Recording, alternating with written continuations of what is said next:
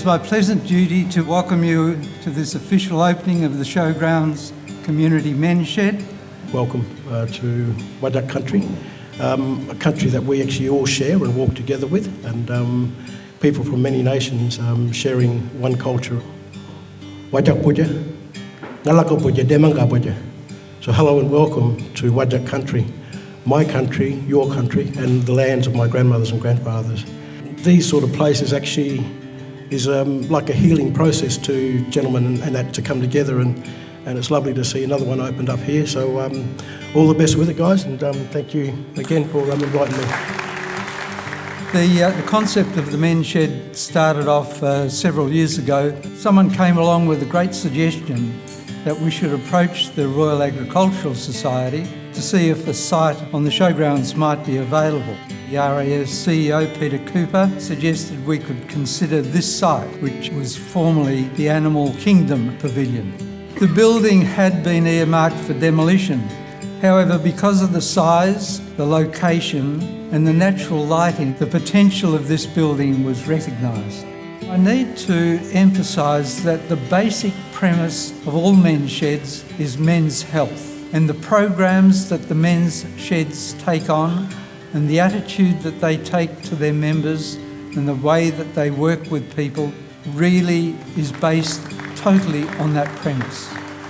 It is a true pleasure for us to be able to provide a much needed home for this organisation, and in doing so to support its excellent work as part of the Royal Agricultural Society's charitable purpose and commitment to connecting communities across Western Australia. Men's sheds across Australia have been credited with making genuine inroads to combating mental health issues, loneliness and isolation amongst older men. The showground has been at the heart of the western suburbs since the early 1900s, but we're conscious that there is more that we can offer to help support the people, groups and organisations that live and work alongside us. We are but the custodians of this site and want to be sure that we use the grounds to their fullest potential. But I cannot think of a finer utilisation of this space than what we have seen this afternoon, promoting camaraderie and friendship while allowing members to pursue meaningful hobbies and pursuits. I'd just like to mention briefly some of the things we're doing here.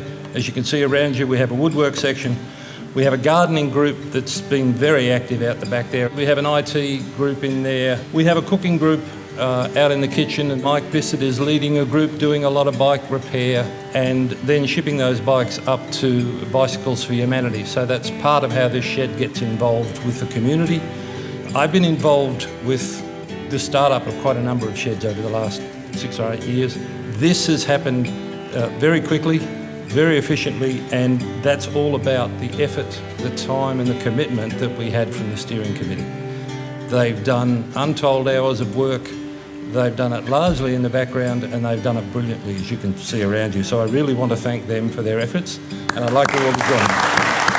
For all of the management committee, Peter, all the organisers, the Royal Agricultural Society, everyone who has made it happen, can I acknowledge all of you and thank you for all of your work. It's not easy to get something like this off the ground, and whoever came up with the idea of moving to the showgrounds, you came up with a great idea, because this is a wonderful venue. 115 years of history, wonderful part of Western Australia, historic part of Western Australia, and something I think we should protect for future generations. Some of my finest and best memories with my kids of wandering around here having a great time.